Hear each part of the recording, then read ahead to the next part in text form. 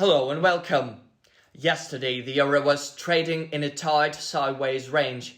The level of 1.0576 acts as an upper boundary of the channel, while the 1.0473 mark, the low posted on April 28, serves as support. The middle line is 1.0526, thus it's worth being guided by these levels. Today, the main focus of market participants will be on fundamental factors as the macroeconomic calendar is full of important releases. Traders may take notice of services sector activity and broader composite PMIs for EU member states as well as the euro area. The indicators are anticipated to meet analysts' forecast in April. Thus, these reports will hardly have a severe impact on the quote's dynamics. Besides, data on retail sales in the euro area will be released today. Although the March reading is predicted to decline, it's unlikely to affect market sentiment. In the second half of the day, investors should pay attention to the ADP national employment data. Non-farm payrolls are forecast to increase by 382,000 in April. Nevertheless, the key focus will be on the Fed meeting and its interest rate decision. The central bank is expected to raise the rate by 50 basis points. In addition, the regulator is set to hold a press conference following the meeting. Some believe that the Fed may step back from its aggressive rate hike plans and move with caution amid geopolitical concerns. However, this scenario is unlikely as inflation is still high. Moreover, given that oil prices remain above $100 per barrel, the inflation rate will continue to accelerate. Against this background, the central bank will most likely step up its inflation fight. If the regulator announces a half-point interest rate increase next month, the US dollar will gain upside momentum. In this case, the euro dollar and pound dollar pairs will extend losses. If the US Federal Reserve announces its plans to raise its interest rate only by 2.5% in June, pressure on the euro and the British pound may well ease. Thus, the currencies will have a chance of reversing and entering an upward correction.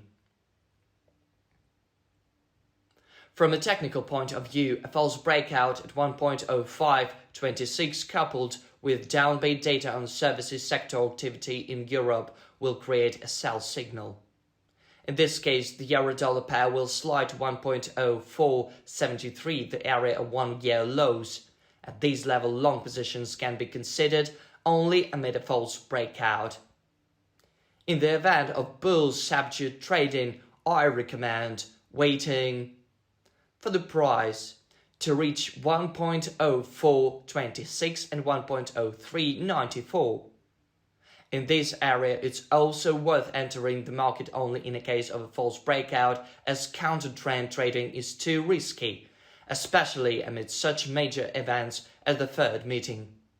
If the price consolidates above 1.0526 and tested from the top down, the volume of long positions will increase and the euro will return to 1.0576. A false breakout, this mark will create a sell signal and result in a price correction to 1.0526. If the US Federal Reserve decides to move with caution, short positions on the rebound can be opened only at 1.0619 or 1.0652 with a view to catching an intraday correction of 25-30 pips. Speaking of the British pound, the currency remains sound-bound. Short positions can be considered amid a false breakout at 1.2503 or 1.2560. Sales on the rebound can be opened at 1.2610, counting on the intraday correction of 30-35 pips.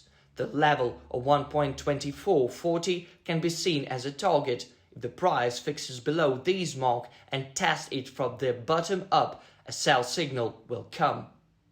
However, much will depend on the third meeting. If the central bank takes a more aggressive approach to fighting high inflation, the pound sterling will plunge to 1.2381 and 1.2320 and then 1.2256. At the levels of 1.2381, 1.2320 as well as 1.2440, it will be possible to go long and will false breakout. If the price consolidates above 1.2503 and the regulator adopts a cautious approach to adjusting monetary policy, the volume of long positions will increase.